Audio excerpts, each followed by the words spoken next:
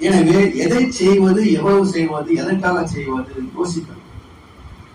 இன்னைக்கு நிறைய பார்த்தீங்கன்னா யூடியூப்ல எல்லாம் இந்த ஆவிகளை பத்தி, ஆத்மாவை பத்தி மக்களை மிரட்டுறாங்க. எத்தனை சேனல் பாருங்க, பித்ருக்கள் நீங்க பிண்டம் வைக்கலையா முடிஞ்சீங்க, நீங்க இந்த மந்திரம் சொன்னீங்களா 7 ஜென்ம பாவம் போயிடும், இந்த பரிகாரம் பண்ணீங்களா அவ்வளவுதான், நீங்க தெய்வமாயிருவீங்க. அதை லட்சக்கணக்கான பேர் பாக்குறாங்க. பித்ரு தோஷம் என்னங்க? எது பித்ரு தோஷம்? எங்க தோஷத்துக்கு நான் விளக்கம் சொன்னேன் காலையில இல்லையா? இப்போ ஒரு சின்ன உதாரணம், உறவோ நட்போ வீட்டுக்கு போறோம், குழந்தை பிறந்திருக்குது. அந்த குழந்தைய பார்த்துட்டு அம்மா கிட்டே அப்பா கிட்டே நீ குழந்தை மாதிரி இருக்கு நீ அப்படின்னு சொல்லுவீங்களா? இல்ல உங்க மாதிரி இருக்கு குழந்தை சொல்லுவீங்களா? அப்படின்னு குழந்தை மாதிரி நீங்க இருக்குன்னு சொல்ல மாட்டீங்கல்ல. அப்ப பித்ரு தோஷம் என்ன? இங்க அங்க போமா, அங்க நீங்க வருமா? குழந்தையே அம்மா மாதிரி இருக்குன்னு சொல்லுமே தவிர அம்மா குழந்தை மாதிரி இருக்குன்னு சொல்ல மாட்டோம். சோ இங்க இருந்து அங்க போகாது, அங்க இருந்து இங்க வரணும். அப்படின்னா பித்ரு தோஷம் இங்க இருந்து அங்க போகுமா, இங்க இருந்து இங்க வருமா? பித்ருக்கிட்ட தான் நீங்க வர முடியும். அப்ப பித்ருக்கள் செய்த தோஷம் அர்த்தமே தவிர பிண்டம் வைக்கிற தோஷம் யார் சொன்னா? சொல்றவன் சொன்னா நம்ம கேட்க போச்சு புத்தி சரிங்களா? அப்ப பித்ரு என்பது நம்ம முன்னோர்கள், இதுல மாறுபட்ட கருத்து கிடையாது. தோஷம் பாவம் என்பதே மாறுபட்ட கருத்து கிடையாது. ஆனா தோஷம் இங்கு அங்க போகாது என்பதுதான் உண்மை. அப்ப என்ன அர்த்தம்? அப்படி முன்னோர்கள் அறிந்தோ அறியாமலோ செய்த பாவங்கள் நம்முடைய தலைமையில் இருக்கின்றன. பாவம் மட்டும் தானா, புண்ணியம் இல்லையா? அப்போ பித்ரு தோஷம் பிளஸ் பித்ரு புண்ணியம் ஈக்குவல் டு சஞ்சித கர்மா. இப்போ பயப்படுவீங்களா? பின்ன வைக்கலையான்னு அதுக்கு செலவு வருஷத்துக்கு மாசத்துக்கு இல்லையா? தென் புறத்தார் உச்சி நீற்றார் கடமை. நீற்றார் கடமை கிடையாது, நீற்றார் பெருமை கிடையாது. நீற்றார் பெருமை, நீற்று அப்படின்னா நீத்தார் செத்து போனவங்க. அது நிறைய திருக்குறள் ஆசிரியர்களுக்கே அந்த சந்தேகம் இருக்குது. சில பேர் நீத்தார் எழுதுறாங்க, சில பேர் நீற்றார் எழுதுவாங்க. நீத்தார செத்து போனவங்க. நீற்றார் அப்படின்னா விலகி நிற்பவர். நீற்று அப்படின்னா விலகி நிற்பது. திருநீர் சொல்றோம் இல்லையா? திருநீர் அது சாணம் தானே, மாட்டு சாணம் தானே. அந்த சாணம் 4 நாள பிணைஞ்சிருக்கும். அதை தாமரை அழியாத வச்சு பக்குவம் பண்ணுவோம் இல்லையா, எரிச்சு சாம்பலாக்கி. அப்ப என்ன ஆகுது? 4 நாளாக பிணைந்து கிடந்த அந்த சாணம் பக்குவப்படுத்தப்பட்ட பிறகு கால் தடிச்சா அப்புறம் திருநீர் எங்க போய் தருதுங்க, கலந்து போகும். அதுபோல் பக்குவமான நிலை அடைந்தவரை நீற்றார் என்று சொல்வார்கள். இது திருநீர் என்று சொல்லப்படும். அப்ப நீற்றார் என்றால் எல்லா பற்றுகளிலிருந்தும் விலகி நிற்பவர்கள். நீத்தார் என்றால் செத்து போனவங்க, உயிர் நீத்தார். அதனால இப்ப இந்த பற்றிலிருந்து விலகி நிற்கவும். அதனால பித்ரு தோஷம் பிளஸ் பித்ரு புண்ணியம் இப்படி சஞ்சித கர்மா. சரி, இப்ப ஆத்மாவை பற்றி ஏன் நம்ம இவ்வளவு பயப்படுறோம்? நீங்க பகவத்கீதையில கூட 200 ஸ்லோகங்களிலே ஆத்மா பரமாத்மாவை பற்றி நிறைய இடங்களில் பேசப்பட்டாலும் இன்னும் பல நூல்களிலே ஆத்மா என்ற வார்த்தை பயன்படுத்தப்பட்டாலும் இதுதான் ஆத்மா என்பது எங்கேயா விளக்கம் இருக்கா? அதனால்தான் அதை வச்சு பயமுறுத்தி காசாக்குறது. இப்ப ஆத்மா என்பது என்ன அப்படின்னா, இந்த சீடி இருக்கு பாருங்க, காம்பேக்ட் டிஸ்க். அது அந்த விஞ்ஞானி எப்படி டிவைஸ் பண்ணா தெரியாது. இறைவனே அவர் மூலமாக ஆத்மாவுக்கு படம் போட்டதான் சீடி. அந்த மையத்தை தொலைத்து பாருங்க, அது சுத்த வெளி. அதுக்கு அடுத்த தகடு இருக்கு பாருங்க, அதுல ஒரு 2-3 வரை மட்டும் இருக்கும். அதுக்கு அடுத்த ஒரு சின்ன பகுதியில் அடுத்து கொஞ்சம் நெருக்கமான அந்த கோடுகள் வட்டங்கள் இருக்கும். அதுக்கு அடுத்து இன்னொரு லேசான பகுதி இருக்கும். அதுக்கப்புறம் ரெக்கார்ட் பண்ணக்கூடிய பகுதி இந்த அளவுக்கு. இதே மாதிரி எடுத்துங்க. ஃபர்ஸ்ட் மையத்தில் இருப்பது சுத்த வெளி, திரைநிலை.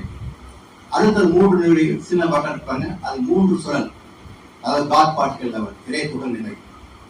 அதுக்கு அடுத்தது 4 to 7 வின் நிலை.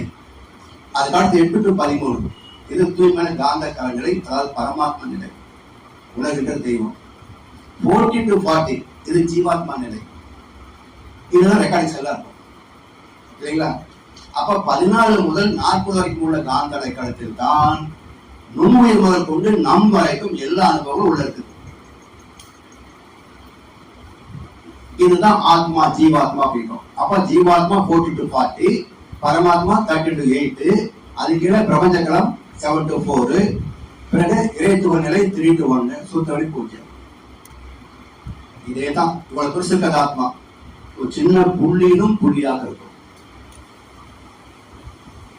சரி, இப்ப ஆத்மாவுக்கு பந்தம் இருக்கு சொல்லி மிரட்டுறாங்க இல்ல, அவனுக்கு கேட்கிறேன், 2 பலூன் எடுத்துக்கணும். ஒரு பலூன்ல ஊதுங்க கார்பன் டை ஆக்சைடு, அதே ஒரு நூல் கட்டி விட்டுருங்க. இன்னொரு பலூன்ல ஹைட்ரோஜன் காத்து நிரப்புங்க, அதே ஒரு நூல் கட்டுவீங்க. இப்ப 2 பலூன் விட்டீங்கன்னா எது எந்த பக்கம் போகுதுங்க? ஹைட்ரோஜன் பலூன் போச்சு. கார்பன் டை ஆக்சைடு இங்க இருந்து கிரவுண்ட் ஃப்ளோர்ல விழுவோம், அங்கிருந்து டிச்சுக்குள்ள விழுவோம், இன்னும் பலம் இருந்தா அதுக்குள்ள விழுவோம். அப்ப கார்பன் டை ஆக்சைடு கீழ் நோக்கியே போகிறது, ஹைட்ரோஜன் மேல் நோக்கியே போகிறது. ஆத்மா ஹைட்ரோஜனை விட லேசானது, அது எங்க போகும்? திரும்பி வருமா? மறுபடியும் திரும்பி வரல. ஆத்மா எப்படி திரும்பி வரும்? பூப்பொருளால கிடைக்காது, அது போட்டுப்பா ஜெயிக்காது, அந்த கோட்டை நோண்டா திரும்பாது. திரும்பி வந்தான் சொல்ல முடியும், அவ்வளவு சென்று வந்தேன், அமுதம் குடித்து வந்தேன், இதனை கண்டு வந்தேன், இது பற்றி கேட்டு வந்தேன். வந்ததான சொல்ல முடியும், வராத எப்படி சொல்ல முடியும்? இதெல்லாம் எதுக்கு சொன்னாங்க? நம்மை நல்வழிப்படுத்துவதற்காக. நல்லா செஞ்சா நல்லது, கெட்ட செஞ்சா கெட்டது. இப்ப நம்முடைய ஆசையை பயன்படுத்தி சொர்க்கம் என்றார்கள், நம்முடைய பயத்தை பயன்படுத்தி நரகம் என்றார்கள். ஆனால் இன்றைய உலகத்துல யாருக்கும் சொர்க்கத்தை பற்றி ஆசை கிடையாது, நரகத்தை பற்றிய பயமும் கிடையாது, இவற்றை பற்றி நம்பிக்கையும் கிடையாது. அப்படின்னு அவ்வளவுதான். கொள்ளையடிப்பது வல்லமை காட்டும் திருட்டு உலகவரான அடங்களுக்கு.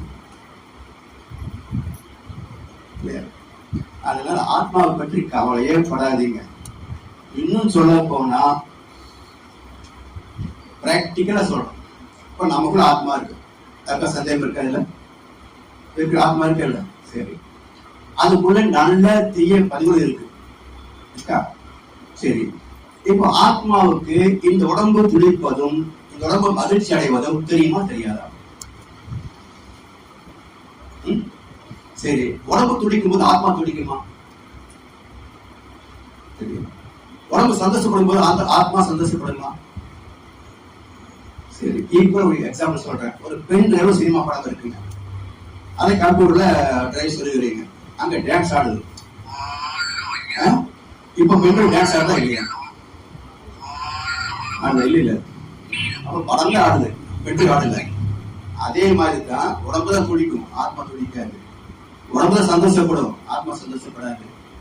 அப்ப உடம்புக்குள் இருக்கின்ற ஆத்மாவுக்கே வருத்தமும் துக்கமும் இல்லை என்றால் செத்து போனுக்கு எப்படி இருக்கும் சொந்த பந்தம்? ஏன்னா இந்த உடம்புக்கே இந்த ஆத்மா பந்தம் இல்லை. இருந்து வச்சுக்கோங்க, உடம்பு துடிப்பதை ஆத்மா அறிகிறது, உணர்கிறது. இந்த உடம்புக்கும் இந்த ஆத்மாவுக்கும் பந்தம் இருக்குன்னு வச்சுக்கோங்க. அப்படின்னா இந்த ஆத்மா என்ன பண்ணும்? நெகட்டிவ் வருதா, உள்ளவை அப்புறம் பார்த்துக்கலாம், அது வீடு பாசிட்டிவ் அன்னைக்கு வைப்பா இல்லையா? செலக்ட் பண்ணி பண்ணி ஒரு நல்லது மட்டுமா செலக்ட் பண்ணிக்குமா இல்லையா? அது பண்ணுதா? இல்ல இல்ல. அப்போ நாம் துடிப்பதும் மகிழ்வதும் ஆத்மாவுக்கு சம்பந்தம் இல்லை என்றால் செத்துப்படும் ஆத்மாவுக்கு எப்படிங்க சம்பந்தப்படும்? உள்ள இருக்கும் போது சந்தோஷம் இல்லை, வருத்தப்படும் இல்லை. ஒரு செத்துப்படும் எப்படி சந்தோஷப்படும்? சோ நீங்க பகவத்கீதை தெளிவா படிக்கிறது, வேதத்திலும் தெளிவா இருந்தாதான் பகவத்கீதைக்கு புரிஞ்சுக்க முடியும். அப்ப வேதத்துல நமக்கு தெளிவா சொல்லுது ஆத்மா தத்துவம் என்ன அப்படின்றத தெளிவா சொல்லுது. இதை புரிஞ்சுட்டோம்னு சொன்னாக்க யாரும் நம்ம ஏமாத்த முடியாது, வெட்டியா செலவைக்க முடியாது. ஏன்னா செத்து போனவனுக்கு ஒன்றும் தேவையில்லை. அது மட்டும் இல்லை, இப்போ உயிர் இருக்கிட்ட வச்சுக்குவோம், கோமால் இருக்கிறார், அவருக்கு ஏதாவது வேணுமான்னு கேளுங்க, போய் பேசுவார. உடம்பு இருக்குதுங்க, உயிர் இருக்குதுங்க, சொந்தம் இருக்குதுங்க, எல்லாம் இருக்குதுங்க, கேளுங்க, என்ன சொல்லுவார்? ஒன்று. அப்ப கோமாலப்படுத்திருக்கவனுக்கே ஒண்ணுமே இல்லை, செத்து போனவங்க என்ன இருக்க முடியும் இல்லையா? அதனால இதெல்லாம் கட்டுக்கதைகள். மக்களை ஏமாற்றி நோகாம் நோம்பிக்கப்பட்டவர்கள் கற்று வைத்த ஒரு பொய் பொருட்களை தவிர ஆத்மா அப்படி இல்லை. இதில் அதான் சொல்லப்படுது, ஆத்மாவுக்கு பந்தங்கள் இல்லை. உனக்கு ஏன் இப்போ அந்த கலக்கம் வந்ததாச்சுன்னா, யாரை பார்த்த நீ யுத்தம் தொடங்குற போது அந்த சீன் அருமையா சொல்லுவார். ரெண்டு பக்கம் கௌரவர் படை ஒரு பக்கம், பாண்டவர் படை ஒரு பக்கம் நிற்குது. அர்ஜுனன் வந்து ரொம்ப வீரவசமா, கிருஷ்ணா ரதத்தை செலுத்து, என்னுடைய காண்டிபத்தில் வரக்கூடிய அம்புகளிலே சாவதற்கு தயாராவதற்கு என்றாவது யார் யார் என்று பார்க்க வேண்டும், ரதத்தை 2 சேனைக்கு முன்னால் கொண்டு போய் நிறுத்தினா. கிருஷ்ணன் பார்த்தாரு, அது பரவாயில்ல, இவ்வளவு தெரிவி தெளிவா இருக்கிறியா, சரிவா அப்படின்னு. இவன் சொன்னது 2 படைகளுக்கு மத்தியில நிறுத்தினாரு. இந்த கள்ள கிருஷ்ணன் என்ன பண்ணா தெரியுங்களா, கொண்டு போய் பீஷ்ம துரோண முன்னாடி பாட்டினார். பாருப்பா, இவங்க தான் உங்களால சாகு வந்துட்டான் ரெடியா. யாரு? பீஷ்மர் துரோணர். இந்த பார்த்தா வித்தை கத்து கொடுத்த ஆச்சாரியா, இங்க பார்த்தா தூக்கு வரட்ட தாத்தா. இப்ப யாரை கொள்வது? காண்டி போட்டு கீழே போட்டு உட்கார்ந்தா. என்னால முடியாத பையன், இதை விட ரத்தச்சூர் உண்பது சுகம் அப்படின்னு பண்ணிட்டான். அப்ப என்ன தத்துவங்க?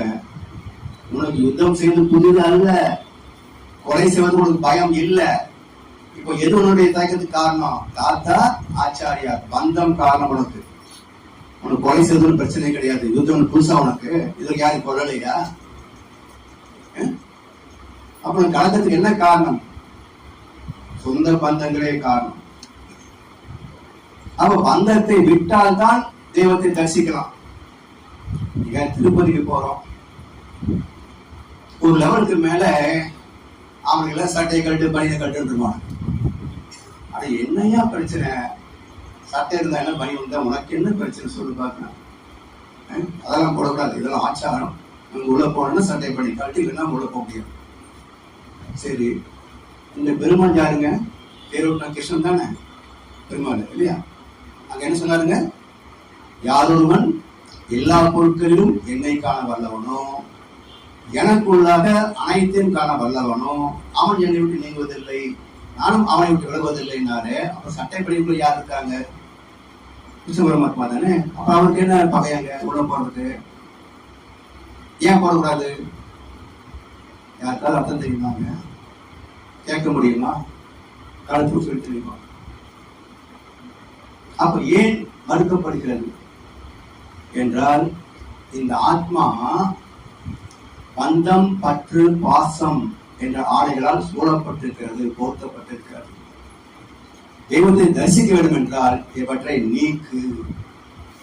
பந்தம் பற்று பாசம் என்ற ஆடைகளை கலைந்து திறந்த மனதோடு ஆனந்த தரிசி சொன்னா இவன் சட்டை கட்டு பணிந்து கொண்டான். சொன்னவங்க ஞானிகள், ஃபாலோ பண்றவன் அறிமுட்டாள். இதுக்கு ஒத்து போறவங்க இன்னும் கீழே அறிமுட்டாள். எப்படி ஒரு நாளைக்கு தத்துவம் விளங்க போதீங்க? யார் சொல்லுவாங்க?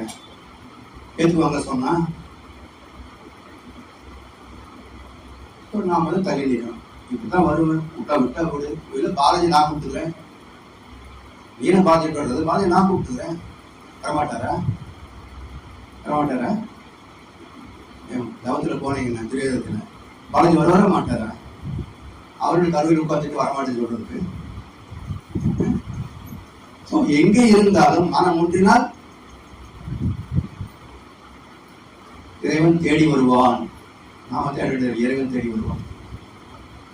அதனால இந்த பற்று என்பது அவ்வளவு பிடித்தமாக இருக்கு. அதனால்தான் இந்த காமிய கர்மா, இந்த நித்திய கர்மாவை காமிய கர்மாவாக மாற்றம் பெறுகிறது. என பெற்ற அனுபவங்களிலே மனம் ஊடுருவி தனக்கு பிடித்தது பிடிக்காதது தரம் பிரித்து பிடித்தவற்றில் சலிப்பதில்லை, பிடிக்காதவற்றில் லயிப்பதில்லை. பிடித்ததுல சலிக்கிறது இல்லை, பிடிக்காததுல லயமாகுதா? செய்ய அப்படி வற்புறுத்தி செய்தா வேண்டாம் விருப்ப செய்யுமே தவிர அது நேசிக்கிறது. அப்போ இந்த மனதை பக்குவப்படுத்தி விட்டால் எல்லாம் சரியாத்தான் இருக்கும் இல்லையா? மனசு விரும்புது, கீரையை நேசிக்க மாட்டேங்குது. ஆனா கீரை சாப்பிட்டு வியாதி வந்ததாக ஏதாவது யாருக்கா இருக்கா? இல்ல. மைசூர் பால் சாப்பிட்டு வியாதி வராம போனதுன்னு யாருக்கா உண்டா? இப்போதைக்கு வரல, பின்னாடி கொலஸ்ட்ரால் வரத போதா இல்லையா? சரிங்களா? அப்போ எது சுகம் என்று மனம் நினைக்கிறதோ அது எல்லாமே துக்கத்தை தான் தரும். இன்பம் யாவுமே துன்பமாகும். இதுதான் வாழ்வின் அனுபவம். அப்ப மனதை பக்குவப்படுத்தவில்லை என்றால் வாழ்வில் எந்த சிக்கலும் தேவை. அதனால்தான் மனதை வளப்படுத்தக்கூடிய மன வளக்கலை. இச்சையினும் தீ எழுந்து எரியும் போது இயங்கும் உடல் கருவிகளால் அறிவை கொண்டு அச்சமர அனுபவித்து அணைக்கலாகும். அதை தவிர வேறு வழி இல்லை. அதனால் நச்சு விலை இச்சைகளை விளைவிக்காத நல் ஒழுக்க வாழ்க்கைக்கு முறை வகுத்தே மன வளக்கலை.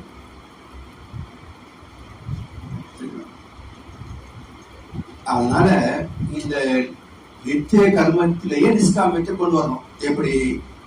உண்பதிலே அளவு முறை, உறக்கத்திலே அளவு முறை, தொழிலிலே அளவு முறை, தாம்பத்தியத்தில் அளவு முறை, எண்ணத்தில் அளவு முறை, இப்படி எல்லாவற்றும் அளமுறை கொண்டு வந்து விட்டால் இயல்பாகவே ஆசைகள் சீரமைக்கப்பட்டு விடும். இப்ப என்னதுங்க? நித்திய கர்மத்தில் நிஷ்காமத்தை கொண்டு வருகின்ற போது அதுவே நிஷ்காமிய கர்மத்திற்கு போயிடும். அப்போ கடைசி காலத்தை பார்க்கிற போது நமக்கு அந்த இச்சை வழிபட்ட ஆசையில் நம்மை அதிகமாக தாக்காது. அப்போ அற்றது பற்று எதில் உற்றது வீடு என்றார். ஆசைகள் அற்ற இடமே இறைவனை சந்திக்கிற இடம். அதுதான் கடைசியில் சொல்றாங்க மோட்ச சந்நியாச யோகம் என்றாங்க. ஈசனோட ஆயினும் ஆசை அருமின்கள். அதுதான் அங்க மோட்ச சந்நியாச யோகம் சொல்றது. இறைவனை அடைய வேண்டும் என்றாலும் கூட அது ஆசை இருக்கிற வரைக்கும் எட்ட முடியாது. காரணம், ஆசை மனம் சார்ந்தது. மனம் உள்ள வரைக்கும் ஞானம் பெற முடியாது. அப்ப மனம் அற்ற இடத்திலேயே ஞானம் பெற முடியும். அப்ப மனதை வெல்லக்கூடிய வகை என்ன? அதான் தவத்தில் தன்னை இழந்த நிலை. அதனால மகர்ஷிகள் தவத்தையும் தத்துவ விளக்கத்தையும் இணைத்து மனவளக்கலை பயிற்சிகளிலே அகத்தாய் பயிற்சி தான் அதை நினைச்சிருக்கிறாங்க. அப்ப இணைத்து கர்ம யோகத்துக்கு கொண்டு வரணும். அப்ப எந்த செயலை செய்தாலும் இதை நாம தான் செய்யறோமா? குடும்பத்தில் இருக்கிறோம், குடும்ப கடமைகள் எல்லாம் செய்யறோம், நாம் தான் குழந்தைகளை வளர்க்கிறோம், குடும்பத்தை பாதுகாக்கிறோம்னு நினைக்கிறோமே தவிர நம்ம இல்லைன்னா அவங்க என்ன எல்லாம் உடவை வந்துடுவாங்க? இல்ல அவங்க வாழ்வதற்கு வாய்ப்பே கிடைக்காதா? என் ஃப்ரெண்டு நான் 9th படிக்கும் போது மொத்தம் 7 குழந்தைகள் அவங்களுக்கு, யாருக்குமே கல்யாணம் ஆகல. இவன் 9th படிக்கிறான், அவங்க அக்கா வந்து காலேஜில் எம்எஸ்சி படிச்சிருக்காங்க. அவருக்கு தவறிட்டாங்க. 7 குழந்தைகளுக்கு பார்த்து எல்லாருமே நல்ல ஸ்டேட்டஸ்ல இருந்தா ரிட்டையர் ஆகி நல்லா இருக்காங்க. அப்போ அந்த அம்மா 7 குழந்தைகளை வீட்டுக்கார இல்லாம வளர்த்து ஆளாக்கி எல்லாத்தையும் கல்யாணம் பண்ணி வச்சு எல்லாரும் வேலைக்கு போய் படிச்சு எல்லாம் பண்ணிக்கிறாங்களே. இப்ப யாரு அவர் இருந்தா கூட இவ்வளவு சிறப்பா நடத்தணும்னு சொல்ல முடியாது இல்லைங்களா? அப்ப யார் நம்ம நடத்துறாங்க? பிள்ளைக்கு தந்தை ஒருவன், நம் எல்லோருக்கும் தந்தை இறைவன். நீ ஒருவனை நம்பி வந்தாயோ இல்லை இறைவனை நம்பி வந்தாய். அப்ப இறைவனை நம்பி விட்டால், இறை நம்பிக்கை இருந்தால் எல்லாமே சரியாக இருக்கும். அப்ப இறை நம்பிக்கை என்ன பண்ணணும்? ஒழுக்கத்தை சார்ந்து வாழ வைக்கணும். ஒழுக்கம் இல்லாத பக்தி என்ன சொல்றாங்க? அதான் இருக்கு உலகத்துல 95% ஒழுக்கம் இல்லாத பக்தி தான் உலகத்தில் இருக்குது. எப்படி பிரச்சனை தீரும்? ஒழுக்கம் இல்லாத பக்தி யாரும் ஏற்க மாட்டாங்க. அதனால இறை தத்துவத்தை புரிந்து கொண்டு அதில் எப்படி நம்ம பிரச்சனை தீர்க்கிறது அப்படிக்கான வழிவகை தேடுகின்ற போது தெய்வீதை மதித்து வாழ்வதே ஒரே வழி. The remedy for all problems is enlightenment. அறிவின் தெளிவே அனைத்து சிக்கல்களுக்கும் தீர்வு. அறிவு சார்ந்த வாழ்க்கையே அனைத்து சிக்கல்களுக்கும் தீர்வு.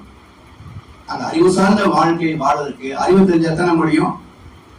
அப்ப மனம் உணர்ச்சி வேகங்களில் செயல்படக்கூடியது, அறிவு ஆழ்நிலையில் அமைதி நிலையில் செயல்படக்கூடியது. அப்ப அறிவின் வசத்தில் வாழ்க்கை அமைகின்ற போது அங்கே சிக்கல் இல்லாத நல்ல வாழ்க்கை அமையும் எல்லா வகையிலும். மனதில் சிக்குகின்ற போது உணர்ச்சி வயப்பட்ட நிலையில அது அதிகமான சிக்கல்களை உருவாக்கும். அதனால்தான் if you are not on the part of solution then you are the problem என்று ஒரு ஆங்கிலத்தில் ஒரு சொல்லு. என்ன அர்த்தம்? தீர்வின் பக்கம் நாம் இல்லை என்றால் நாமே ஒரு பிரச்சனை களம். வீட்டுல எத்தனையோ பிரச்சனை ஏற்படும், வார்த்தைகள் எல்லாம் வரும். அது எப்படி சொல்லலாம் நீங்க எதிர்த்து நிலை வச்சுங்க, தீருமா? சரி விட அவங்க தெரிஞ்சது அவ்வளவுதான், தீர்ந்து வச்சு பிரச்சனை கையா. அப்போ if you are not on the part of solution, தீர்வின் பக்கமாக நாம் நிற்கவில்லை என்றால் then you are the problem. இதுதான் பிரச்சனையே, இருக்கிறது தான் பிரச்சனையாங்க. அதனால பிரச்சனை எங்கேயோ உருவாது இல்லைங்க, ஈகோ ஆணவம் தான் காரணம். ஏன்னா இன்னைக்கு எல்லோருடைய மனோபாவம் என்னன்னாக்கா, இந்த உலகமே என்னுடைய சொல்லுக்கு கட்டுப்பட வேண்டும், உலகமே என்னுடைய சொல்லுக்கு கட்டுப்பட வேண்டும், ஆனால் நான் யார் சொல்லுக்கு கட்டுப்பட மாட்டேன். இப்படித்தான் பிச்சைக்காரன் பிரைமஸ் இருக்கிறாங்க. எப்படி சமுதாய வாழ்க்கையை நடத்த முடியுங்க? இல்லையா? யாரும் பெரிய ஜீனிஸும் கிடையாது, யாரும் அடிமுட்டாலும் கிடையாது, எல்லாம் சேர்ந்து வாழ்ந்தாகணும். அப்போ இந்த வாழ்க்கையை நாம் ஒத்து போக வேண்டும் என்பதைத்தான் மகாபாரதம் காட்டுது. மகாபாரதத்துல சிவபக்தி காந்தாரி வாக்கப்பட்டது யாருக்குங்க? கூடனுக்கு. கூடனுக்கு வாக்கப்பட்ட என்ன பண்ணியாகணும்? கண்ணை கட்டி கட்டிதான். அப்போ என்ன தத்துவங்க? அறிவில் சிறந்த காந்தாரி அறிவு கட்ட திருதராஷ்டிரக்கு மனைவியாக வந்த போது அவன் தன் சிந்தனையை மறைத்துக் கொண்டாள். அதான் கண்ணை கட்டிக்கிட்டான். ஏன்னா ஆணவத்தில் இருப்பவன் சொன்ன கேட்க மாட்டான். அப்புறம் குடும்பம் எப்படி நடத்துறது? அதனால இந்த ஜென்மம் இப்படித்தான் சொன்னா கேட்காது அப்படின்னு அதோட ஒத்து போவதான் வாழ்க்கை என்பதான் காந்தாரி கண்ணை கட்டி கொண்டு வாழ்ந்தார். அதனால நீங்க யோசிக்கணும், கதாபாத்திரங்களை ஏன் இப்படி உருவாக்கி இருக்கிறாங்க, இதன் மூலம் எனக்கு என்ன செய்தின்னு பார்க்கணும். அதான் முக்கியம். அங்கேயும் நடக்கிற ஒரு பக்கம், எனக்கு இது என்ன செய்தியை தருகிறது அப்படி பார்க்கிற போதுதான் குடும்ப அமைதிக்கு காந்தாரிய முன் உதாரணம். இல்லைங்களா? யாரையும் திருத்த முடியாதுங்க, அட்ஜஸ்ட் பண்ணிட்டா போயாகணும்.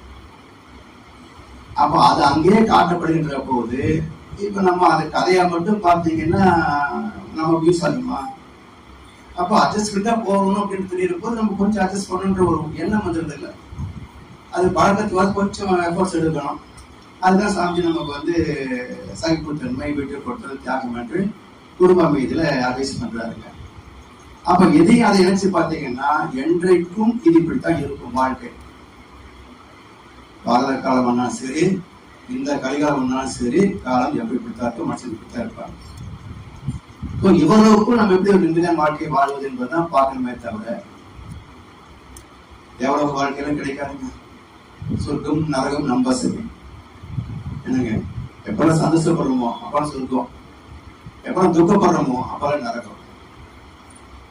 சரிங்களா? தனியே எங்கேயும் கிடையாது. எனவே சொர்க்கமும் நரகமும் நம்பசமே, நான் சொல்வதை உண்மனம் கேட்கட்டுமே, சத்தியம் தர்மங்கள் நிலைக்கட்டுமே, அது தாய்மையின் குரலாய் ஒழிக்கட்டுமே. என்னங்க? நமக்குள்ளேயே அம்மா சொல்றாங்க பிறவி குணம், அந்த பிறவி குணமாகவே அந்த தர்மம் இருந்ததுன்னா பிரச்சனை இல்லை.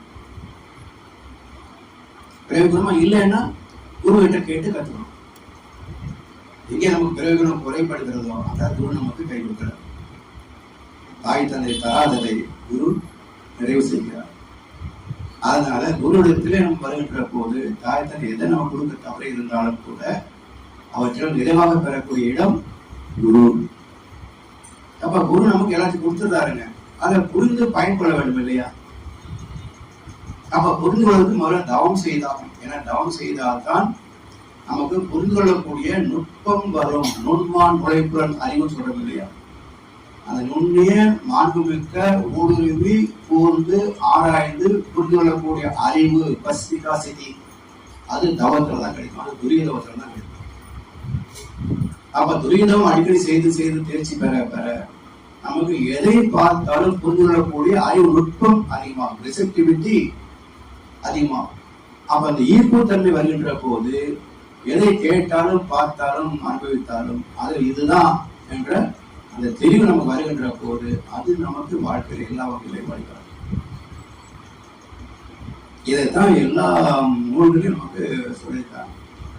இன்னும் சொல்ல போனா நம்ம பக்தி மார்க்கம் பேரு ஞான மார்க்கம் பேருன்னு பிரிச்சு பார்க்கிறோம். ரெண்டு பேரு இல்லை. அறத்தாற்றில் இல்வாழ்க்கை ஆற்றில் புறத்தாற்றில் போய் பெறுவது எவன் என்றாரு வள்ளுவ பெருந்தகை. அதாவது ஒரு மனிதன் ஞானம் பெறக்கூடிய இடமே இல்லறம் தான். இதை துறந்து விட்டு அந்த மரத்துல போய் உட்கார்ந்து யாருக்கு ஞானம் வந்தது கேட்கிறாரு இல்லையா? அப்போ இல்லறத்தில் எப்படி இதெல்லாம் பெறுவது? துறவரம் வேற அப்படின்னு கிடையாதுங்க. இல்லறத்தின் ஒரு பகுதியே துறவரம். என்ன சொல்லுவாங்க? பிரம்மச்சரியம், கிரகஸ்தம், வானப்பிரஸ்தம், சன்னியாசம் இல்லைங்களா? அப்ப பிரம்மச்சரியம் அப்படின்னா இளமை நோன்பு காலம். அந்த பருவத்துல எதை நாம் கற்றுக்கொள்ள வேண்டும்? A for apple, B for Bala, இல்ல இந்த வாழ்க்கையை பற்றிய கல்வியா? குருகுலம் இருந்த வரைக்கும் வாழ்க்கையை தான் கற்றுக் கொடுத்தாங்க, ஏ ஃபார் ஆப்பிள் கற்றுக் கொடுக்கல. எப்போ மெக்கலே உள்ள வந்தானோ அப்ப நம்ம ஒரிஜினல் புத்தி காணாம போச்சு இல்லைங்களா? இப்ப என்னாச்சுங்க? தேவையில்லாத பல விஷயங்களை கத்துக்கிறோம், ஆனா தேவையுள்ள விஷயங்களை கத்துக்க மாட்டேன்றோம். வேற அப்ப என்ன ஆகுது? வாழ்க்கை என்பது நம்ம வாழ்ந்து பார்ப்பது வாழ்க்கை. நம்ம படித்த கல்வி சம்பளத்துக்கு யூஸ் ஆகுமே தவிர வாழ்க்கைக்கு யூஸ் ஆகுமா? அப்ப வாழ்க்கையை கற்று வைத்தால் தானே வாழ்ந்து பார்க்க முடியும், வாழ்ந்து செழிக்க முடியும். அதுக்குத்தான் நீங்க பக்தி மார்க்கத்துல பாருங்க, அம்மன் தத்துவமே உயிர் தத்துவம் சொல்லுவாங்க இல்லைங்களா? அம்மன் தத்துவமே உயிர் தத்துவம் தான்.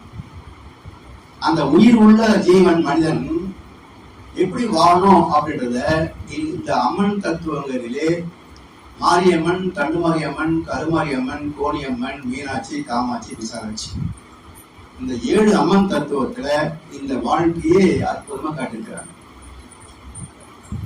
நமக்கு யாராவது சொல்லி கொடுத்தாங்க அதை பத்தி? நம்ம அம்மன் கோயிலுக்கு போறோம், ஆஞ்சனை எல்லாம் பண்றோம், கும்பிடுறோம். ஆனா அம்மன் தத்துவம் என்னன்னு யாராவது நமக்கு சொல்லி கொடுத்தாங்க? எல்லாம் அதுவும் இல்லாம அலங்காரம் பண்ணி மூடினாங்க, மொத்தமா பாதத்தையும் மூடிடுறாங்க. பாதத்துக்கு 2 இருக்கு, நம்ம பார்க்க முடியல. நீங்க மாரியம்மன் கவனிச்சு பார்த்தீங்கன்னா மாரியம்மன் காலடியில 3 அறக்கத்தலைகள் இருக்கும். எதுக்கு 3 அறக்கத்தலைகள் வச்சாங்க அப்படின்னா ஆணவம், கண்மம், மாயை என்ற 3 அறக்கத்தல். சரி, ஏன் இந்த மாரியம்மன் பேர் வச்சாங்க? ஒரு சித்திரப்பு சொல்லுவார், ஊத்தை சடலமடி உப்பிருந்த பாண்டமைதான் மாற்றி பிறக்க மருந்தனுக்கு கிட்டதில்லை, மாற்றி பிறக்க மருந்தனுக்கு கிட்டும் என்றால் ஊத்தை சடலமடி உண்பாதம் சேரணும். அப்ப மாற்றி பிறப்பது மாரி அம்மன். மாற்றி பிறப்பதுக்கு என்ன செய்யணும்? மாரியம்மன் திருவிழா எனக்கு இனி அடுத்து ஏப்ரல் வந்துச்சுன்னா தெருவுக்கு தெரு மாரியம்மா தான். ஆனா என்ன தத்துவம் காட்டுறாங்க? ஒரு செவ்வாய்க்கிழமை அன்னைக்கு மாரியம்மன் நேர் பூமியில குழி தோண்டி தாமரை வச்சு தண்ணீர் தாமரை வைக்கிறாங்க. இதுக்கு என்ன பேருங்க? லோட்டஸ் போன், தாமரை எழுவு. இந்த இடத்துக்கு மூலாதாரம் தாமரை. அப்போ நமக்குள் ஒரு குழியாக இருக்கக்கூடிய அந்த உள்ள மூலாதாரத்துல போகணும் அப்படின்றத குழி தோண்டி அது நீர் மையமாக இருக்கிற நீர் ஊற்றி அதுல தாமரை மலர் போல நம்முடைய ஆத்மா மலர்ந்திருக்கிறது.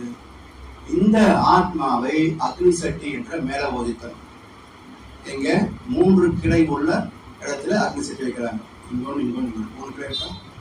அப்ப இந்த இடத்துல உடலை உணர்வது தானே காட்டுது, கம்ம சாட்டுறாங்க. அப்ப மாரியம்மன் இந்த 3 அரக்கர்களை அடையாளம் கண்டு இவற்றில் சிக்கியிருக்கின்ற ஆத்மாவை விடுதலை செய்து குடும்பத்தில் கொண்டு வரணும்னு காட்டுது. இது மாரியம்மன் தத்துவம். அதுல நேரம் வர முடியுமா? ஒவ்வொரு மையமாக தாண்டி வரணும். அப்ப தண்டு மாரி அம்மன், இந்த முதுகு தண்டு, கீழ் மூலாதாரம், மேலும் சகசராதாரம்.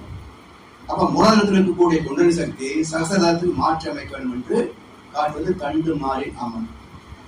சரி, இப்ப மாரியம்மன் கிட்ட இருந்து இந்த 3 அரக்கர்கள் எப்படி வதம் செய்வது அப்படி வழியை பார்க்கிற போது தவம் செய்யணும்ன்ற ஒரு குறிப்பு. 2வது, குருவிட்ட போற போது அவங்க சும்மா ஜெயிச்சு விட்டுருவாங்க, விளக்கம் சொல்லுவாங்க, வாழ்க்கை பற்றி விளக்கம் சொல்லுவாங்க. அப்ப அந்த விளக்கத்தை கேட்கின்ற போது இதுதான் வாழ்க்கை, இதுதான் பயணம் என்பதை புரிகின்ற போது நமக்கு மாயை விளங்குகிறது. நாம் நினைச்ச வாழ்க்கை வேற மாதிரி இருந்தது, ஆனா ஆன்மீகம் போதிக்கின்ற வாழ்க்கை ஒரு தெளிவா இருக்குது. அப்போ இதுவரைக்கும் வாழ்ந்த வாழ்க்கை மயக்கத்தில் சிக்கிய வாழ்க்கை. அந்த மயக்கத்தை நீக்கிவிட்டால் மாயை விளங்குகிறது. அப்போ மாயை விளங்குகின்ற போது நாம அறம் சார்ந்து வாழ்கிறோம், ஒழுக்கம் சார்ந்து வாழ்கிறோம். அப்போ கண்மம் என்ற பாவங்கள் விளங்குகின்றன. எனவே இப்ப இந்த 3 அரக்கர்களில் மாயை விலகிவிட்டது, கண்மத்தை தவிர்த்து விட்டோம். ஆனாலும் ஆழம் அங்கே தான். அதனால தண்டுமாரியின் காலில் பார்த்தீங்கன்னா ஒரு அரக்கன் படுத்திருப்பான். இது ஆணவம் என்ற அரக்கன். தண்டுமாரி மேல வந்து அதிலே மனம் நயிக்கின்ற போது துரியத்தில் மனம் நினைத்து விட்டால் என்னதுங்க, உடல் உணர்வு தெரியாதுங்க. ஏன்னா இங்கேயே வந்து ஆதனை நான் என்ன சொல்றோம், அழுத்தம் என்ற உணர்வு. அதாவது காந்தத்தின் 5 தன்மாற்றங்கள், அழுத்தம், ஒளி, ஒளி, சுவை, மனம். 5 தன்மாற்றங்களில் 4 தன்மாற்றங்கள் மறைந்து போக அழுத்தம் என்ற முதல் தன்மாற்றத்தை மட்டுமே உணர்கின்ற இடம் ஆகினை. அப்ப ஆகினில் ஆழ்ந்து விட்டால் மற்ற 4 புறங்கள் வேலை செய்யாது. துரியத்துக்கு போயிட்டோம்னா 8 நிலைத்து விடும். 8 நிலைக்கின்ற போது அது கிட்டத்தட்ட பிரபஞ்சத்துக்கு போகக்கூடிய நிலை. அப்ப உடல் என்ற ஒரு உணர்வே இருக்காது. அப்ப 8 நிலைக்கின்ற போது குறைந்தபட்சம் இங்கிருந்து இது மட்டும்தான், கருத்து கீழே உடல் உணர்வு இருக்காது. அதனால கரு மாறிய நிலை, கரு மாறி கருமறி அவனுக்கு உடம்பு கிடையாது, அது மட்டும் தானே. அதனால அரக்கணம் இல்லை, உடம்பும் இல்லை, அரக்கணம் இல்லை. சரி, இப்போ இங்க உச்சி நினைக்கின்ற போது இங்கிருந்து எங்க போறோம், 7 பிரபஞ்ச காலத்துக்கு போயிடுறோம். அந்த பிரபஞ்சத்தை பார்க்கின்ற போது இவ்வளவு பெரிய பிரபஞ்சமும் ஒரு இயக்க விதியோடு எல்லாம் துல்லியமாக செயல்படுகிறது இல்லையா. ஏதாவது ஆக்சிடென்ட் ஆகுதா, 40 கிலோமீட்டர் ஒரு நாளைக்கு 4 ஆக்சிடென்ட் நடக்குது, 25,000 மைல் ஸ்பீட்ல ஓடுது, ஆக்சிடென்டே கிடையாது. அப்போ இவ்வளவு பெரிய அண்டத்தை ஒரு விதியோடு இயக்க சீர்ந்து நடத்தி கொண்டிருக்கிறது அந்த அறிவு. கோன் நீ அம்மன். கோன் என்றால் அறிவு, ஆட்சி, அதிகாரம், அரசு. கோன் அரசன் தானே. அப்ப கோன் நீ அம்மன், உலக பிரபஞ்சத்தை நிகழ்த்துகின்ற சக்தியை நீதான் என்று அறிகின்ற போது இப்ப அந்த கோணியம்மன் பார்த்தீங்கன்னா கோணியம்மன் காலடி அரக்கன் படுத்துட்டான். இப்போ தண்டுமாரி விட்டு இருந்த அரக்கன் கருமாரிட்ட காணாம போய் கோணியம்மன் கிட்ட எப்படி பண்ணி வந்தான் அப்படின்னா இது வித்யா கரும் என்ற அரக்கன். இவனை அழிக்க முடியாது. எவ்வளவு பெரிய ஞானம் பெற்றுவிட்டாலும் நான் என்ற அந்த உணர்வை காலடி மிதிச்சு வச்சாதான் இன்னைக்குமே தவிர கொஞ்சம் ஸ்லிப் ஆச்சு தலையில் உட்காந்துடும். அந்த எச்சரிக்கை உணர்வு வேண்டும். அதுதான் கான்ஸ்டன்ட் அவேர்னஸ் சொல்லுவாங்க. அயரா விழிப்பு நிலை, சந்ததமும் என்னை மறவாத சாந்த வாழ்வழித்தோம். இறைவனே நானும் என்ற உணர்வு மறந்து போச்சுன்னா இவன் தலையில் உட்காந்துருவான்.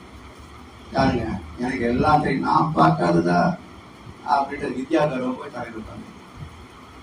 சரி, இப்போ இந்த 4 அம்மன்களும் என்ன காட்டுறாங்க, ஒண்ணு மாற்றி பிறக்கணும் காட்டியது மாரியம்மன், ஒவ்வொரு மையமாக உச்சி தாண்டித்தல் மேல போக காட்டியது தண்டு மாரியம்மன், உச்சி நிலைத்து பிரபஞ்சத்தை அறியக்கூடிய நிலை வந்து கருமரியம்மனும் கோரியம்மனும். சரி, இதற்கான தீட்சை முறைகள் என்ன?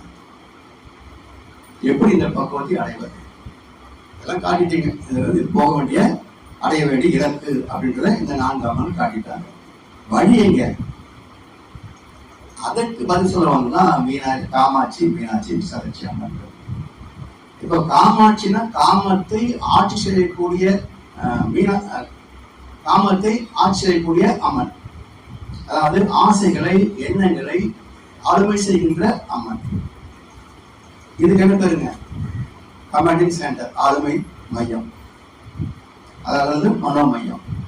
நம்முடைய எண்ணங்களை ஆசைகளை சீர்படுத்தக்கூடிய திறம் இங்க காம ஆட்சி மையம் உருவ மையத்தில், அது காமாட்சி அம்மன். சரி, அடுத்து துரியத்துக்கு போக வச்சுங்கள என்ன பண்ணணும்? மீன்களை போல கண்கள் வழியாக ஆற்றை பாய்ச்சி கொடுக்கணும். அப்ப மீன் ஆட்சி அம்மன், மீனை போல கண்கள் வழியாக ஆற்றை பாய்ச்சி கொடுக்கக்கூடிய தீட்சை, துரை தீட்சை, நயன தீட்சை மீனாட்சி அம்மன். இதுக்கு பிறகு இந்த பிரபஞ்சமும் அதுக்கு அப்பா என்று சுத்தவரை அறிய வேண்டும் என்று சொன்னால் விரிந்து நிற்கக்கூடிய துரியாதீத தீட்சை கொடுக்கணும். அப்ப விசாலமான ஆட்சி, விசாலாட்சி என்றால் இந்த பிரபஞ்சம் முழுவதும் நிறைந்திருக்கின்ற கோணியம்மன் சொல்கிறோமே, அதற்கான தீட்சை தர வேண்டும் என்ற கருத்தை காட்டுறது விசாலமான ஆட்சி, விசாலாட்சி அம்மன். அப்போ தொட்டு கொடுக்கக்கூடிய காமாட்சி தீட்சை, பார்வை கொடுக்கக்கூடிய மீனாட்சி தீட்சை, எண்ணத்தால் கொடுக்கக்கூடிய விசாலாட்சி தீட்சை, இந்த 3 அம்மன்களும் 3 தீட்சை தத்துவத்தை தந்திருக்கின்றன. இதை புரிஞ்சு அம்மன் வழிபாடு செய்திருந்தால் ஒவ்வொருவரும் அம்மனாகவே மாறி இருக்கலாம். ஆனா எத்தனை 1000 ஆண்டுகள் ஆகியும் இன்னும் பக்தர்களாகத்தான் இருக்கிறமே தவிர யாரும் அம்மனாக மாறவே இல்லை. எப்படி மாற முடியும்?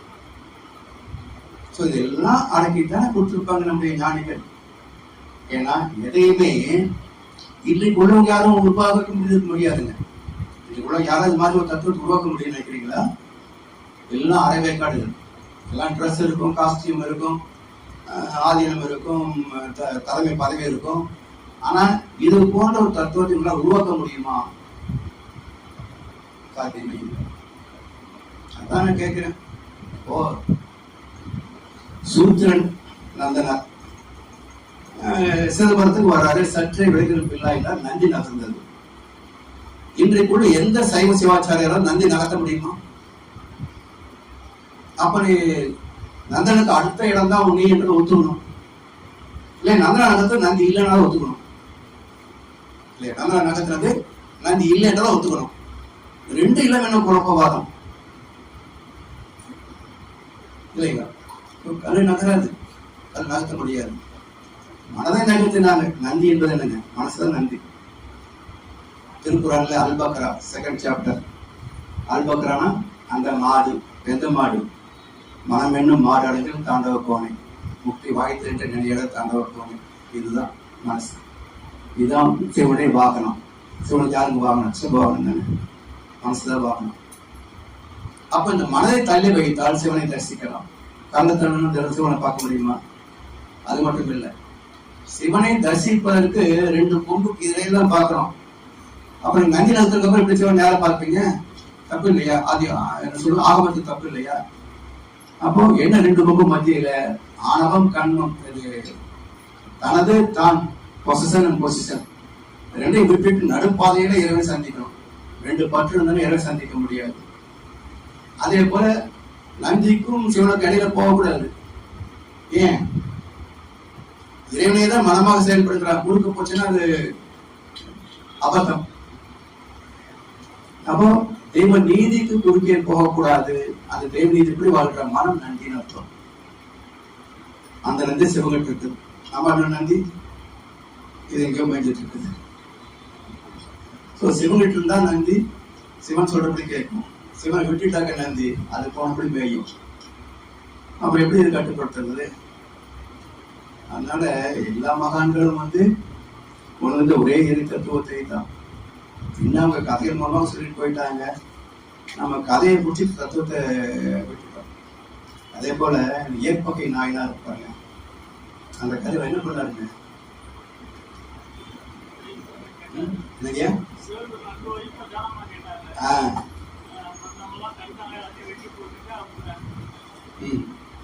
கடைசி என்ன விட்டாருங்க? ஏற்பகை நாயனார் வந்து கடைசியில சிவன் வந்து ஒரு பிச்சைக்காரனா வந்து உன் மனைவியை கொடுன்னு கேட்டாரு. தந்தைன்னு கொடுத்துட்டாரு. அந்த அம்மா கூட போயிட்டாங்க. நினைச்சு பாருங்க எப்படி இருக்கணும். இதைத்தான் அவர் சொல்றாரா? அதை சொன்ன மாதிரிதான் பெண்மை என்பது ஜீவாத்மா, ஆண்மை என்பது பரமாத்மா. இப்போ பரம்பொருள் வந்தது, அந்த பரமாத்மாவோட ஜீவாத்மா அனுப்பி வச்சிட்டார். சரிதானே?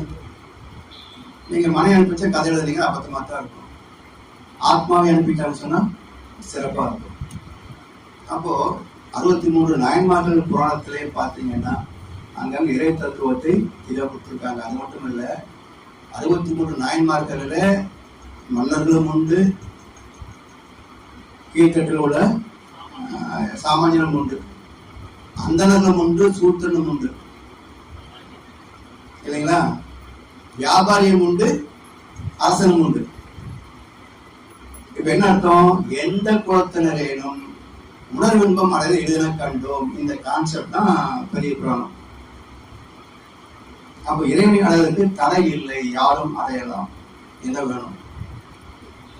பக்குவமான அந்த பக்குவத்தை தான் கொடுத்துட்டாங்களே தவிர நம்ம கதையை குறிச்சு சண்டை போடணுமே தவிர தத்துவத்தை நினைக்கிறது. இப்ப 63 நாயன்மாரோட சரித்திரத்தை எடுத்து பார்த்தீங்கன்னா எல்லாமே இப்படித்தான் இருக்கும். அது மனுஷன் நமக்கு தெளிவா காரணப்படுத்தான் இருக்கு. உலகத்துல இருப்பு, இயக்கம், காந்தம். இயக்கத்தில் வந்தது தோற்றங்கள், காந்தத்தில் வந்தது ஜீவன்கள். அதிலே வந்த கடைசியை நாம் உட்காந்துருக்கிறோம்.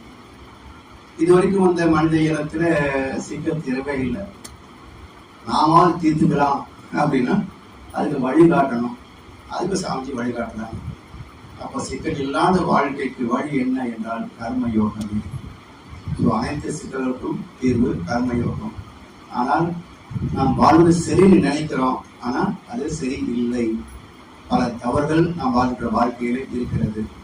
அந்த தவறுகளை திருத்தி விட்டால் வாழ்க்கை சிக்கலை வராது என்பதுதான் அனுபவம்.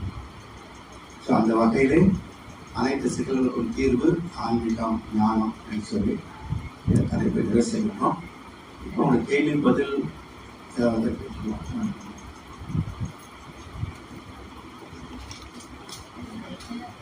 நம்ம விட்டு போன ஆத்மாவிற்கு பந்தங்கள் இல்லைன்னு சொல்லுவீங்க. அப்போ நம்ம வந்துட்டு இப்போ நம்ம இறந்து போனவங்களை போட்டோலாம் வச்சு சாமி கும்பிடுறவங்களுக்கு அவங்க வந்து நம்மளை காப்பாற்றுவாங்கன்னு நினைச்சு அவங்களுக்கு எல்லாம் பண்ணுவாங்க.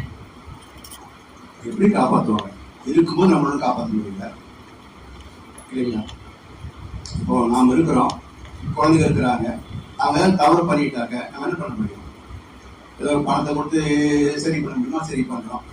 இல்லை நமக்கு தெரிஞ்சவங்க இருந்தால் பண்ணி காப்பாற்றுறோம். அதுக்கு மேலே போச்சுன்னா நம்ம காப்பாற்ற முடியுமா?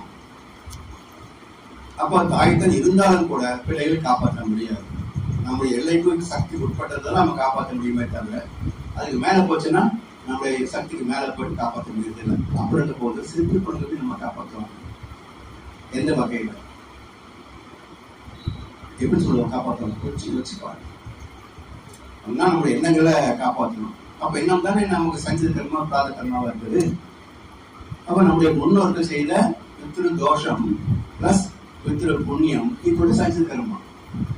அப்ப அவங்க எப்படி இருக்காங்க? நம்ம கிட்டேயே அனுபவங்களாக இருக்கிறாங்க. வெளியே ஒன்றும் தேவையில்லை, நமக்குள்ளேயே அனுபவங்கள் இருக்கிறாங்க. அந்த அனுபவங்களை கூட நம்ம சிந்தித்து பார்க்கிற போது அந்த அனுபவம் நமக்கு வழிகாட்டுது.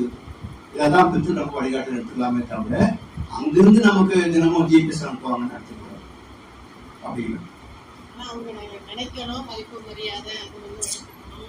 நீங்க நினைச்சீங்கன்னா அவங்க வந்து சரி வராது. ஏன்னா சில அனுபவ பதிவு மேல இருக்க வச்சுங்க. ஏன்னா ஒட்டுமொத்த ஆத்மா மேல இருக்காது, சில அனுபவம் இருக்கு.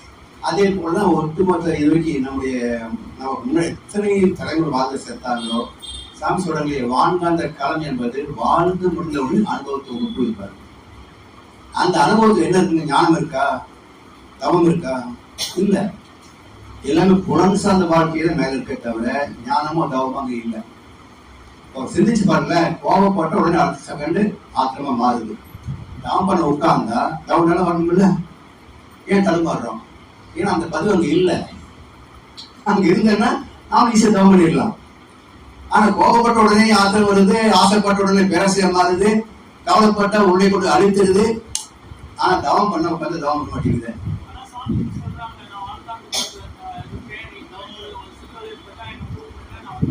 ஆமா, சாமி தான் சொல்றாங்க, நம்மளுக்கு உணர்வு இல்லையே.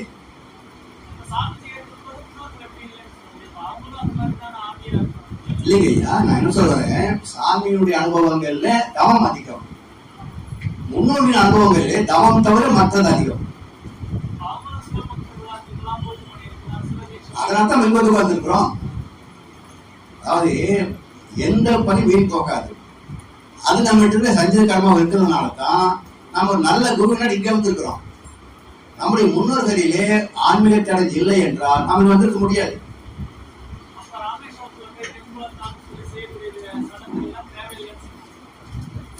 ஆத்மாவுக்கு எந்த சடங்கு தேவையில்லை. ஆத்மாவுக்கு செய்ய வேண்டிய சடங்கு என்று சொன்னால் நாம் இப்போ அறம் சார்ந்து வாழ்கின்ற தவம் சார்ந்து வாழ்கின்ற வாழ்க்கையை தவிர ஆத்மாவுக்கு வேற எதுவும் செய்ய முடியாது.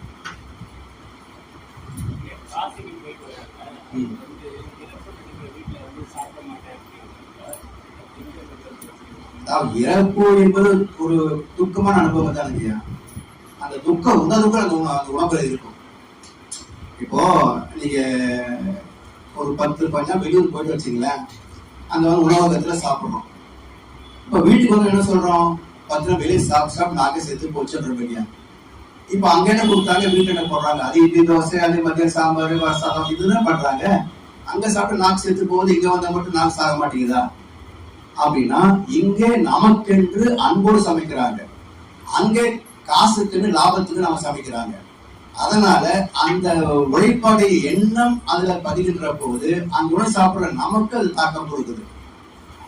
இங்க வந்து அன்போடு சமைக்கின்ற போது அந்த அன்பு நம்மள கலப்பதனால நமக்கு எப்பவுமே போர் அடிக்கிறது இல்லை. அதே உணவு இங்கே சாப்பிடுறோம், ஆனா போர் அடிக்கிறது. இதைத்தான் மனுஷன் என்ன சொல்றாங்க, உணவு ஒரு 3 மணி நேரம் சமைக்கிறது ஆரம்பிச்சுவேன்.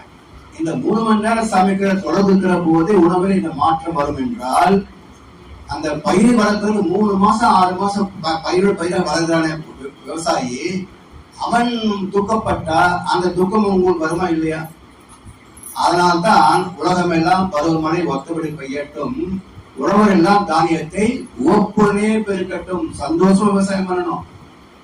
அவன் வருத்தப்பட்டு விவசாயம் பண்ணா நாம் நிம்மதி வர முடியாது, சரிங்களா? அதனால ஒவ்வொரு பொருள் தன்மையும் அதில் அடங்கி இருக்கும். ஒருத்தவங்க இறந்துட்டாங்க, 1 வருஷத்துக்குள்ள அவங்களுக்கு திரும்பி மறுபிறவி எடுத்துடுறாங்க, அவங்களே வந்து எங்களுக்கு பேரனா பிறந்துட்டாங்க அப்படின்னு சொல்றாங்க. அப்போ ஆத்மா வந்து மறுபிறவி எடுக்கிறது உண்மைதானா? அதாவதுமா, இப்ப தாத்தாவாகட்டும் பாட்டியாகட்டும் யாரா இருந்தாலும் நம்முடைய பதிவு எடுத்து தான் அடுத்த சந்ததியே வருது, இல்லைங்களா? இப்போ தாத்தா பாட்டி அம்மா அப்பா வராங்க, அம்மா அப்பா நம்ம வர்றோம், நாம நம்ம குழந்தைகளாக போறோம். சோ உடல் ரீதியாகத்தான் பிறப்பே தவிர அமானுஷ்யமா பிறப்பு வந்திருக்குதா எங்கேயாவது?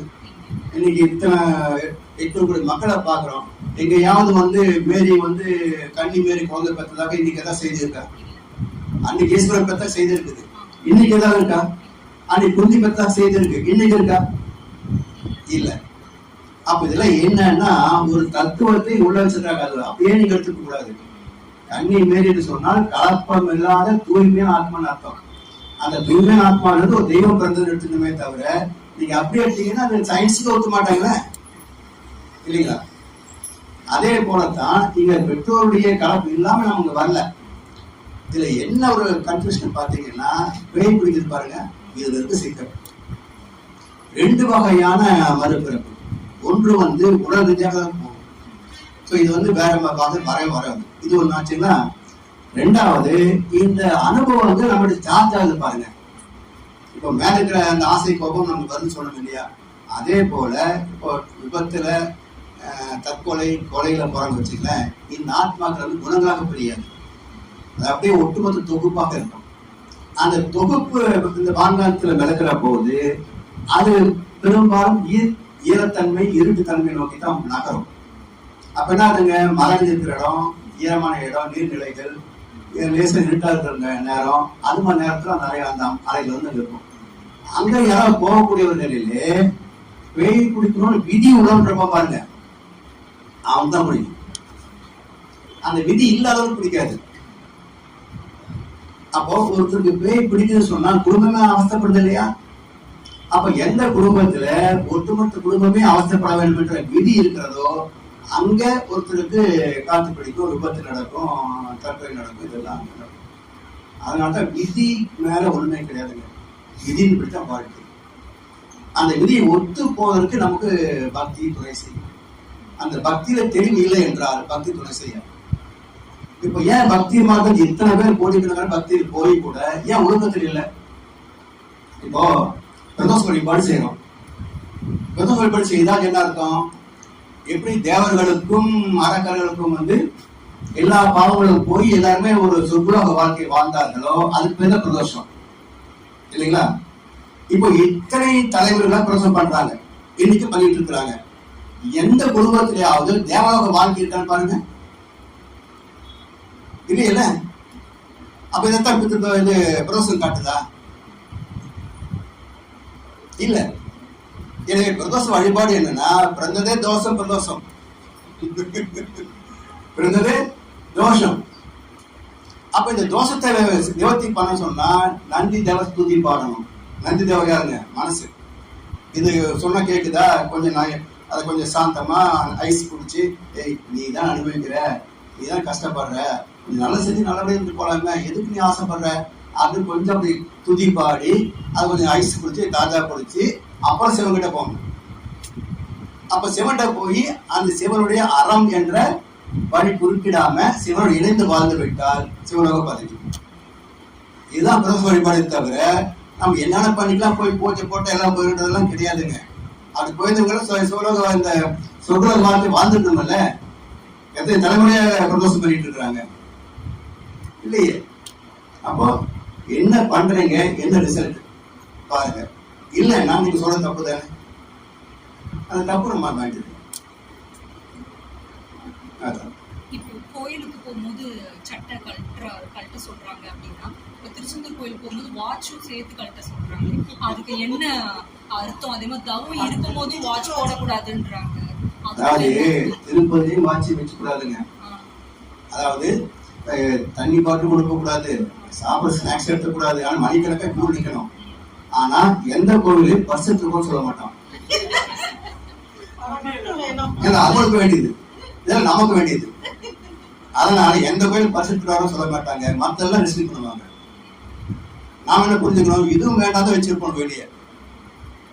பந்தம் பற்று பாசம் வேணாம் சொன்னாங்க சாமி, ஆனா பர்ஸும் சேர்த்து வெளியே வச்சுட்டு வந்துட்டேன், உங்களுக்கு தட்சணை கிடையாது சாமி.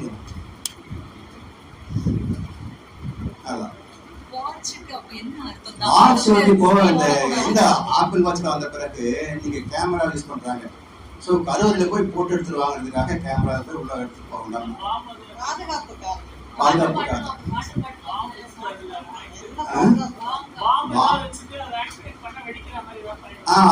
அதுவும் உண்டு இந்த காலத்துல வச்சிருக்காங்க. அதனால வந்து சேஃப்டி கருதி தான் அது கோயில் உள்ள. இப்ப தவம் செய்யும்போது வாட்ச் கட்டக்கூடாதுன்றாங்க. அது இருக்கும் நம்ம ரூல்ஸா கட்டின பிரச்சனை இல்லை. உலக தவத்துல அனுபவப்பட்ட பிறகு கூட பிரச்சனை கிடையாது. ஆனா ஆரம்பத்துல வந்து நம்ம கண்ணை மூடி உரம் கவனிக்கிற போது இங்க இருக்கும்போதுன்னா அங்க கொஞ்சம் உறுத்தல் தோணும்.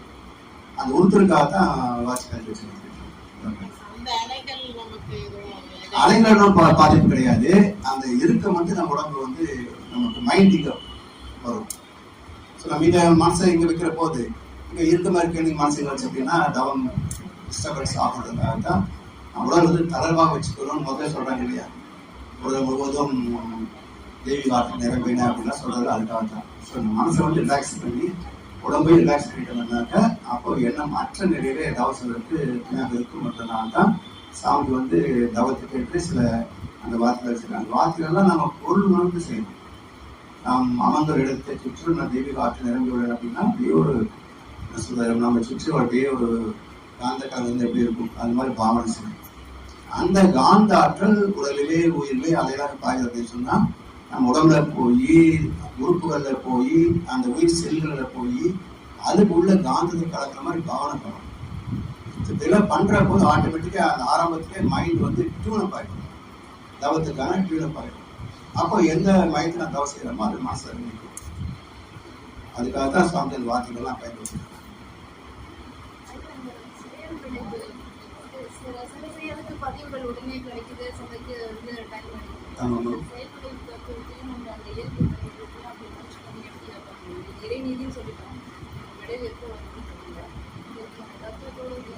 அதாவது ஒரு செயலுக்கு விளைவு இன்ஸ்டன்டா வரலாம், 140 years வரைக்கும் திடீர்னு வரலாம்.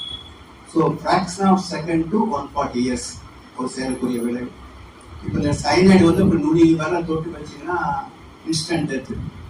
இதுவே ஒரு சிகரெட் குடிக்கிறாருன்னா அவர் கேன்சர் வந்துடுமா? வராது. அது 5வது தலைமுறையில் வரும்.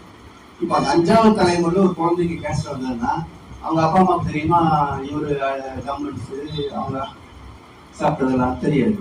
அப்போ இவங்க இங்கிலீஷில் சொல்கிறாங்க 3 மாதம் குழந்தைக்கு கேன்சர், என்னடா உலகம் இது, கடவுளே இல்லை அப்படின்னு பேசுகிறாங்க. ஸோ அதைத்தான் வந்து 7 தலைமுறைக்கும் அந்த பாதிப்பு இருக்குன்றது ஏன் சொன்னாங்க அப்படின்னாக்க, இந்த 140 years கணக்கு இருக்குன்றதுனால தான் அந்த 7 தலைமுறை கணக்கு சொல்றாங்க. அதாவது ஒரு குழந்தை பிறந்து 14 வயதுல மெச்சூரிட்டி ஆகி அந்த வித்து முதிர்ந்து 16-17 வயசுல குழந்தை பெறக்கூடிய வாய்ப்பு கிடைக்கும். அப்படி 7 தலைமுறை எடுத்தீங்கன்னா 130-140 அந்த ஆசிஸ்ல வரும். ஸோ 7 தலைமுறை என்பதுதான் முக்கியமே தவிர அந்த ஆண்டு கணக்கை நம்ம எக்ஸாக்டா சொல்ல முடியாது, 140 வந்து கரெக்டாக சொல்ல முடியாது. ஸோ இந்த 7 தலைமுறைகளிலையும் அந்த மாற்றம் வந்து இருக்கும். ஸோ நம்ம இன்னைக்கு செய்யக்கூடிய செயலில இன்ஸ்டன்டா வரக்கூடிய எஃபெக்டும் உண்டு, 140 yearsக்குள்ள ஏதோ ஒரு இடத்துல அது வரக்கூடிய எஃபெக்டும் உண்டு. அப்போ நாமே இருந்தோம்னா சரி நாம செஞ்சு நமக்கு வந்து நமக்கு தெரியும். ஆனா நானும் 60 வயசுல போய் இவனும் 60-50ல போய் அவரு 70ல போய் 5வது குழந்தை பிறக்கிற போது அவனுக்கு எப்படி தெரியும் இவர் செஞ்சுதாங்க ரிஃப்ளெக்ட் ஆகுதுன்னு? இதுதான் பெரிய கன்ஃபியூஷன். எல்லா கன்ஃபியூஷன் காரணம் என்னன்னா இந்த லாஜிக் வந்து எல்லாரும் புரிஞ்சுக்க முடியறது இல்லை. ஸோ இன்னைக்கு பிறக்கிறாங்க, அதை வச்சுட்டு நல்லா இருக்கு என்னடா இவ்வளவு பேர் கொடுமையா அப்படின்றாங்க. இந்த வயதில் கிடைச்ச வாழ்க்கை இருப்பாரு, இவன் போய் சேர மாட்டேங்கிறான்னு நினைக்கிறோம், போக மாட்டேன்றாங்களே மந்திரில சொல்றேன்.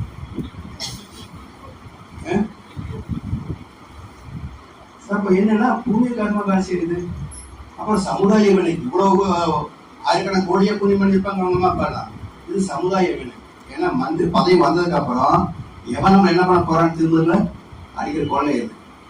இது வந்து புண்ணிய கணக்குல சேராது. அங்க சீட்டு போனது புண்ணிய கணக்கு, அடிக்கிறது சமுதாய கணக்கு. ஸோ இப்படி வந்து 140 years இருக்குமா விதி இருப்பான் பையன். அதுக்காக 7 பிறப்பும் தீயவை தீண்டா பழி பிறகா பண்புடைய மக்கள். இந்த ஆத்மா எப்ப சுத்தமாகும்னா 7 பிறப்பும் தீயவை தீண்டா, ஒவ்வொரு பிறப்பிலையும் பழிச்செயலை செய்வதற்கு வெட்கப்படக்கூடிய பழிப்பிறங்கா பண்புடைய மக்களுக்கு பழிச்செயலை செய்வதற்கு வெட்கப்படக்கூடிய தலைமுறையாக 7 தலைமுறை பிறந்தால் 8வது தலைமுறை வேதத்தில் மகிழ்ச்சி போல கிருஷ்ண பரமாத்மா போல அவதார புருஷர்களாக இருப்பார்கள் அப்படின்னு வள்ளுவர் சொல்றாரு.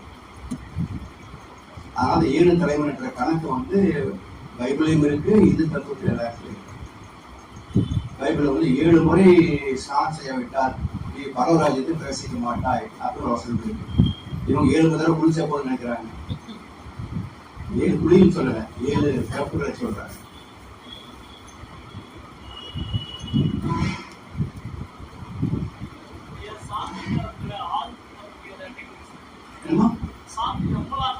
ஆமா,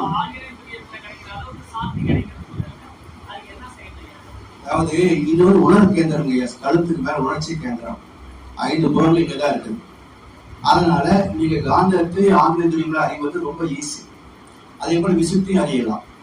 ஆனா உள்ள வாயர்கள் கடைசியில நமக்கு மோதலை வருகின்ற போது இந்த உணர்வு கேந்திரத்துக்கும் அதுக்கு ரொம்ப தூரம். அதனால ஆக்னேய துடி உணர்வது போல சாந்தி உணர்வு ரொம்ப கஷ்டம். அப்ப சாந்தி உணர்வுக்கு என்ன வழி அப்படின்னாக்க, அந்த சாந்தி உணர்வு அந்த ஆசனம் உறுத்தது மாதிரி ஒரு பொருளை வச்சுக்கொண்டு அதிலே மனசை வச்சு கவனிக்கிறது ஒரு வழி. நம்ம தவம் செய்யற போது ஒவ்வொரு தவத்திலையும் உணர்வு ஆற்றல் பரவிடுறோம் இல்லையா? அப்போ நீங்க துரியோதன தவம் பண்ணும் போது மேல இருந்து எனர்ஜி வருது பாருங்க, இந்த துரியத்தை நிற்கிறது நல்லா உணர முடியும். அந்த உணர்வை அப்படி நேரா மூலாதாரத்துக்கு செலுத்தி பார்க்கணும். அப்படி செய்து பார்த்தீங்கன்னா மூலாதாரத்துல உணர்வு கிடைக்கும். இருக்கிறதே டஃப்பான தவம் சாதி தவம் தான். அவர் ஈஸியா அதை வந்து ரெகனைஸ் பண்ண முடியாது.